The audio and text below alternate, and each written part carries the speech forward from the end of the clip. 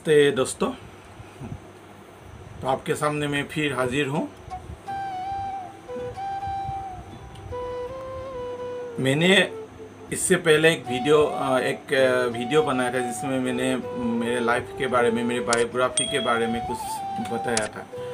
तो बहुत लोग ने मुझे बोला कि आप उसका सेकेंड पार्ट भी बनाइए। तो आज मैं आपके सामने वही बोलने जा रहा हूँ। एक्चुअली मैं लाइफ में क्या क्या स्ट्रगल किया और हमें क्या नहीं करना चाहिए लाइफ में और क्या करना चाहिए, सब मैं आपको इस वीडियो के द्वारा बोलना चाहता हूँ। तो ऐसा हुआ, मैं जो हायर सेकेंडरी पास करके मैंने चांगलांग हायर सेकेंडरी से मैंने पास किया था क्लास 12 साइंस। तो मैं आके लखीमपुर के एक कॉलेज में मैंने एडमिशन लिया। तो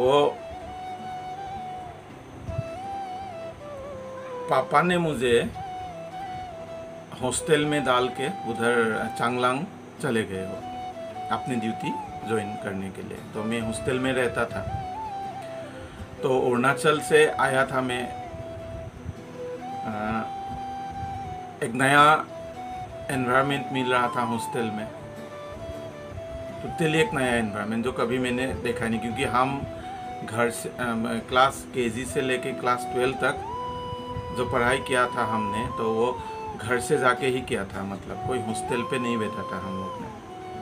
तो इसी तरह हॉस्टल में एडमिशन लिया। तो मैं उधर जाके मैथमेटिक्स, फिज़िक्स और इलेक्ट्रॉनिक्स मेरा जो कॉम्बिनेशन लिया, और मैथमेटिक्स ऑनर्स था मेरा उस समय।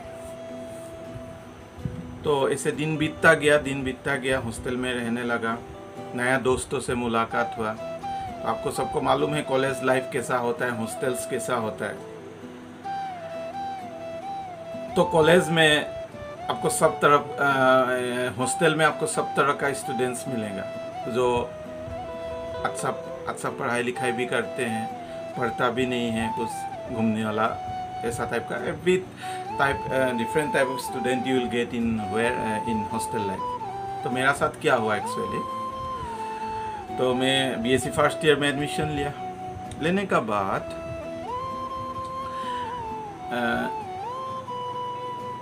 फर्स्ट ईयर जैसे तैसे चल गया। उस में हम लोग का 2+1 सिस्टम था। 2+1 मतलब 2 साल पढ़ना है। This is first year second year, 2 साल मिला के एक बार फाइनल होता है और थर्ड ईयर में फाइनल होता है। तो उसका मार्क्स टोटल मार्क्स लेके रिजल्ट बनाया जाता है। तो ऐसे ही ये सिस्टम में था मैं। तो फर्स्ट ईयर तो जैसे जैसे ये होम एग्ज़ाम था, मतलब कॉलेज का इंटरनल एग्ज़ाम था, यूनिवर्सिटी का एग्ज़ाम नहीं था। तो मैंने सेकेंड ईयर में चला गया। तो सेकेंड ईयर में जब चला गया तो क्या हुआ, हॉस्टल में बहुत सारा ऐसा दोस्त भी मिलेगा आपको। जब आप पढ़ने बैठेंगे तो वो आएंगे आपके सामने और बोलेंगे यार क्या पढ़ रहा है, क्या ज़रूरत है पढ़ने के, पढ़ के क्या करेगा तुम, चलो घूमने जाता है, फिर मूवी देखने जाते हैं। तो मैं भी ऐसा ही करने लगा वो लोग के साथ। जाता था, घूमने जाता था हॉस्टल में, रात को नहीं आता था, घूमते रहता था बाहर में। तो ऐसे दिन चलता गया। तो मैं सेकेंड ईयर का फाइनल एग्ज़ाम आ गया और मैं मतलब सेकेंड ईयर में पता नहीं मैंने क्या पढ़ाई किया, क्या लिखा है, क्या कुछ का मालूम नहीं। तो इसी तरह सेकेंड ईयर का एग्ज़ाम आ चुका था। तो एग्ज़ाम दिया, जैसे तैसे पास करके निकल गया third year. Not a good percentage, जैसे तैसे, मतलब जस्ट 33-34 जस्ट पास मार्क लेके मैं थर्ड ईयर जा चुका था। तो थर्ड ईयर पहुंच गया अभी। तो मेरा एक ड्रीम था, मेरा जो इलेक्ट्रॉनिक्स एंड टेलीकम्युनिकेशन सब्जेक्ट था मेरा। तो अगर मेरा एक सपना था जो कुछ इलेक्ट्रॉनिक्स टेलीकम्युनिकेशन में इंजीनियरिंग करूँ, मतलब जब मैं क्लास 12 में था। लेकिन शायद कुछ वजह से एंट्रेंस में क्रैक नहीं कर पाया, तो नहीं हो चुका। तो अभी मेरा एक नेक्स्ट ऑप्शन क्या था, अगर हम इलेक्ट्रॉनिक्स टेलीकम्युनिकेशन में मास्टर डिग्री करेंगे, एमएससी कर लेंगे, तो में it is equivalent to a BTech in electronics and telecommunication. तो इलेक्ट्रॉनिक्स और टेलीकम्युनिकेशन में it is equivalent to a BTech engineer MSc. तो ये एम लेके मैं एक्चुअली कॉलेज में आया था। Although I have taken honours in mathematics. तो थर्ड ईयर पर पहुँच चुका था मैं। तो थर्ड ईयर में भी ऐसे ही चलता रहा हॉस्टल लाइफ।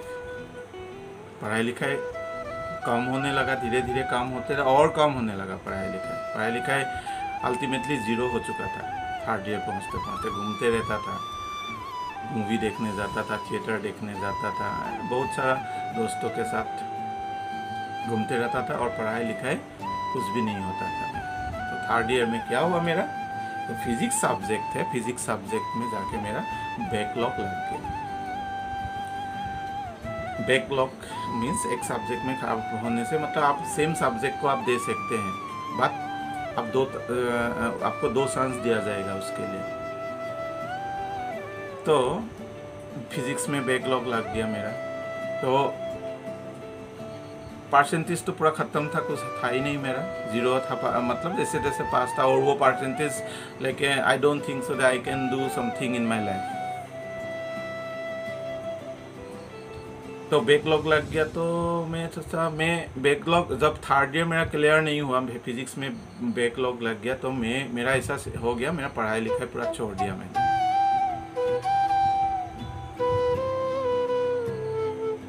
घूमते रहता था जहाँ तहाँ, घर नहीं आता था। 4 दिन 5 दिन से हॉस्टल तो छोड़ चुका था, क्योंकि पढ़ाई ख़त्म हो चुका था। तो हॉस्टल का क्या बात आता है, तो हॉस्टल छोड़ चुका था मैं। तो बाहर घूमते रहता था, घर में अपना। तो उसी समय मेरा पापा का ट्रांसफ़र हो चुका था चांगलांग से निर्जुली, ईटानगर ट्रांसफ़र हो चुका था। तो घर भी बना लिया था मैंने, जो लखीमपुर के बीपुरिया में है, घर भी हम लोग बना लिया था। तो पूरा फैमिली शिफ्ट हो चुका था उस समय। तो पढ़ाई लिखाई छोड़ के मैं घर तो जाता ही नहीं था, घूमते रहता था जहाँ तहाँ। और कहाँ जाता था, कैसे जाता था, क्या करता था, कहाँ कौन लोगों के साथ घूमता था, सो मैं तो इसको थोड़ा सीक्रेट रहने ही देना अच्छा सोचता हूँ।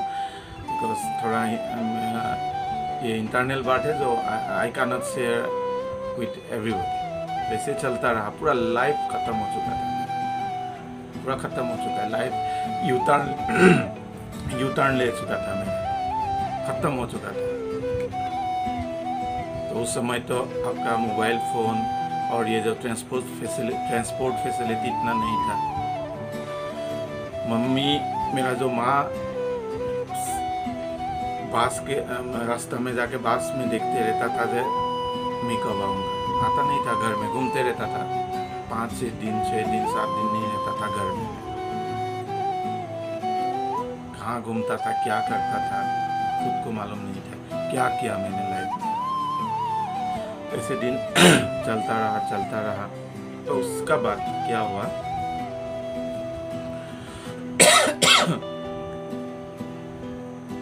एक दिन मैं रात को 10-11 बजे जैसे आया था, घर में पहुंचा था। तो उस समय पापा का पोस्टिंग था निर्जुली में। तो पापा घर आया था। घर आते समय मैं अंदर से पीछे का दरवाज़ा से अंदर रूम में एंट्री हुआ। एंट्री होने के बाद मैंने देखा दोनों कुछ डिस्कस कर रहे हैं, मेरे पापा और मम्मी। तो पापा और मम्मी जब कुछ डिस्कस कर रहा था तो मैंने सुना मेरा पापा और मम्मी दोनों रो रहे थे उस समय। तो पापा ये बोल रहा था जे हमने बच्चा पैदा करके कुछ नहीं कर सका, हमने बच्चा ऐसे ही पैदा किया। मैं देखो मेरा ये दोस्त, मेरा ये जो कोलीग है, कोलीग का बच्चा ऐसा कर रहा है, वो ऐसा कर रहा है, वो ऐसा कर रहा है। कॉलेज में मैं इतना खराब स्टूडेंट भी नहीं था, हर चीज़ में पार्टिसिपेट करता था, science exhibition, science seminars, symposium, ये सब पे। लेकिन खुद का वजह से मैं लाइफ बर्बाद कर चुका था। तो उस दिन रात को जब मैं आके देखा पापा मम्मी रो रहे थे, मुझे बहुत ख़राब लगा उस समय। रात भर मैंने नहीं सोया, खाना भी नहीं खाया, सोचते रहा क्या कर रहा हूँ मैं, क्या कर दिया अपने लाइफ को। अपना लाइफ तो बर्बाद कर चुका था मैंने, साथ साथ मेरे पेरेंट्स को भी।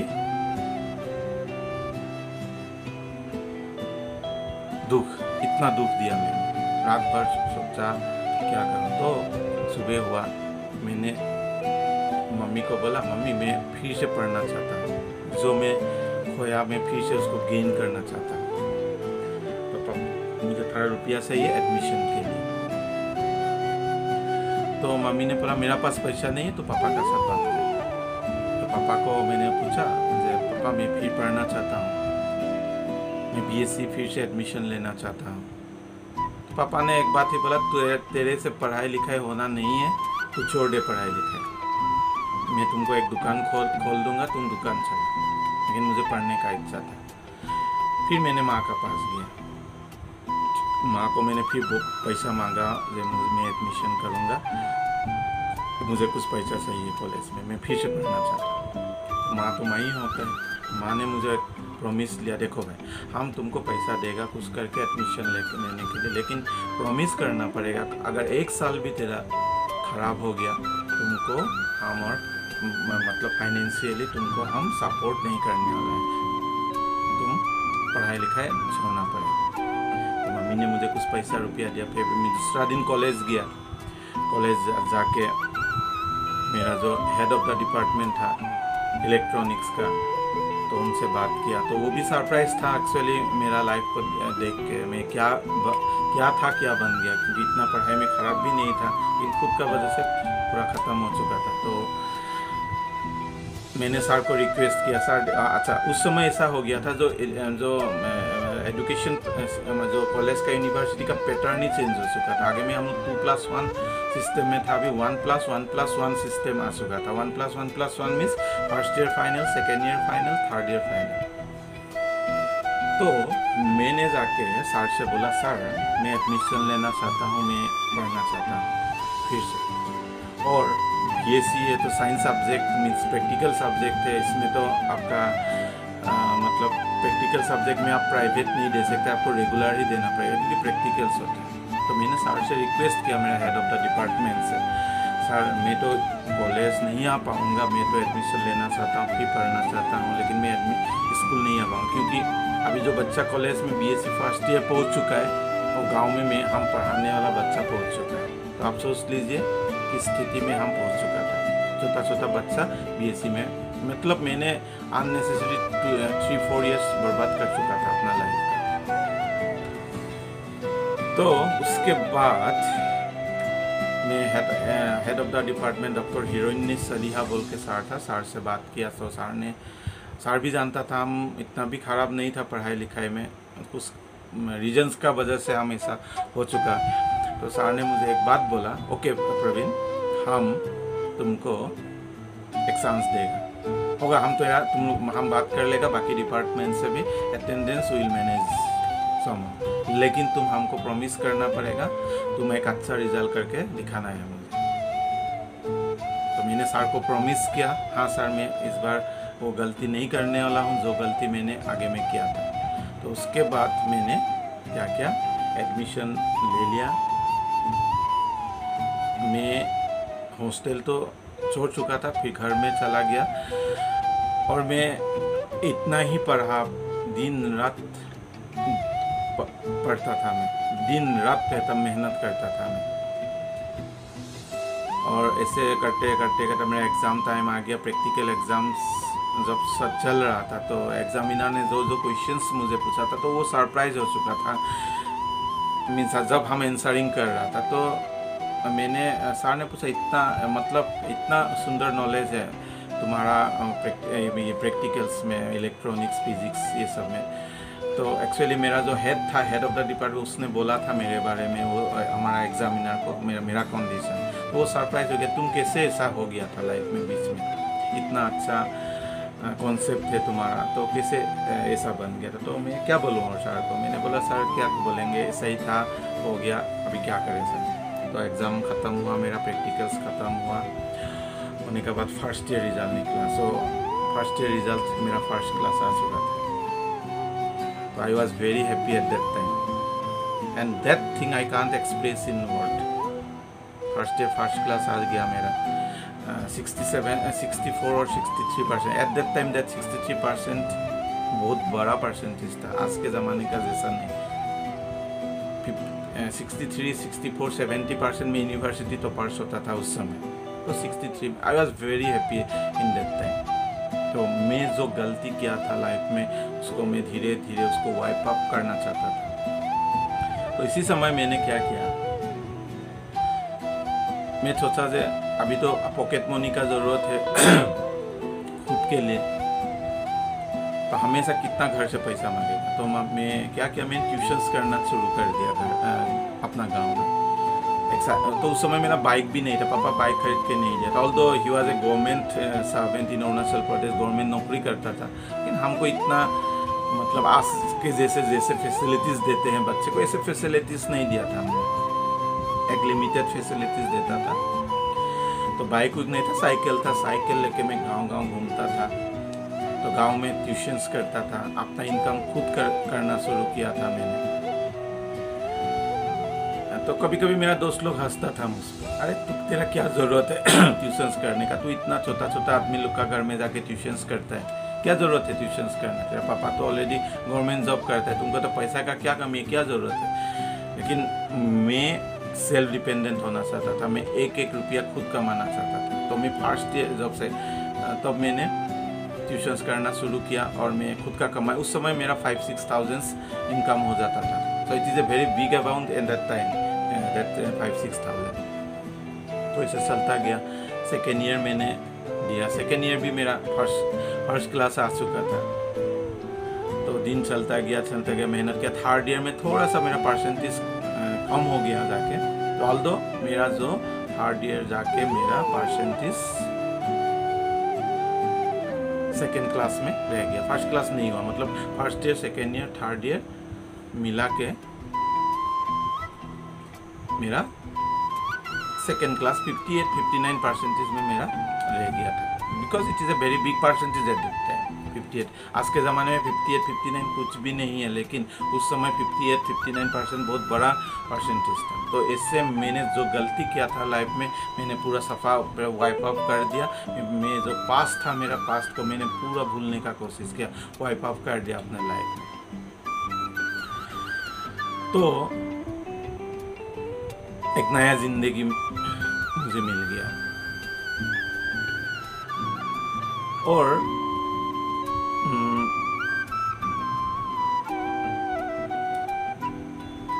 पापा मम्मी भी काफ़ी खुश था कि ये काम अप कर चुका है ये लड़का, जो गलत रास्ते पे ये चला गया था, जो आउट ऑफ ट्रैक जा चुका था वो फिर अभी सही ट्रैक पे आ चुका।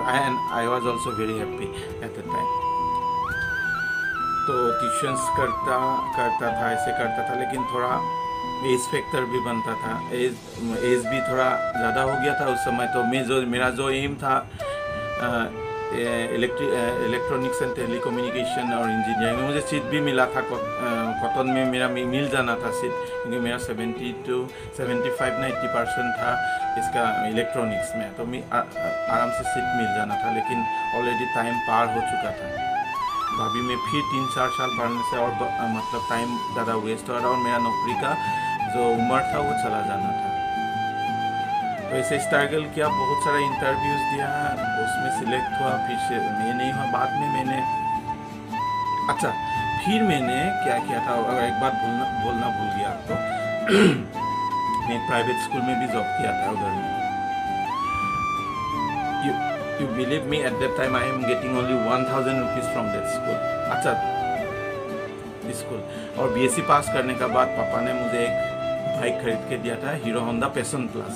वही लेके मैं वो स्कूल में क्लासेस करने जाता था। 1,000 रुपीज़ मुझे सैलरी मिलता था। तेल भराने के लिए भी पैसा नहीं होता था बाइक में, अगर मैं मैं माँ पिताजी से पैसा मांगना बंद कर दिया था। तो खुद सेल्फ डिपेंडेंट हुआ था मैं।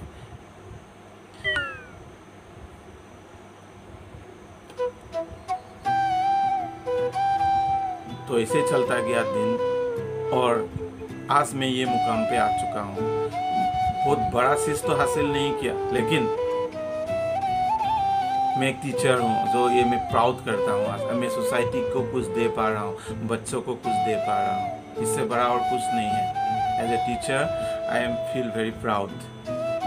तो मेरे ये एक छोटा सा कहानी से, और बहुत सारा बात है, जो मैं थोड़ा शॉर्टकट कर दिया आप लोग को। यही मैं आपको बोलना चाहता हूँ, जीवन में कभी भी हार नहीं मानना है। जो हार गया, एक शोले फिल्म का एक डायलॉग है, जो डर गया वो मर गया। तो कभी भी जीवन में हार नहीं मानना है हमको। Failure is the pillar of the success and that is may he example. आज शायद मैं वो सही ट्रैक में नहीं घूम के आने से, मैं फिर से मेहनत नहीं करने से आज शायद ये स्थिति में हम बहुत बड़ा तो नहीं बन पाया, लेकिन एक फैमिली चला रहा हूँ, अपना पैसा अपना इनकम कर रहा हूँ, खुश कर रहा हूँ लाइफ में। तो यही था मेरा बायोग्राफी का सेकेंड पार्ट। तो होप करता हूँ आपको अच्छा लगा।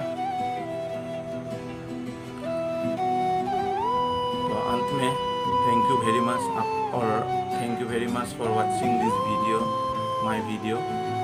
खुश रहिए, आबाद रहिए और स्वस्थ रहिए।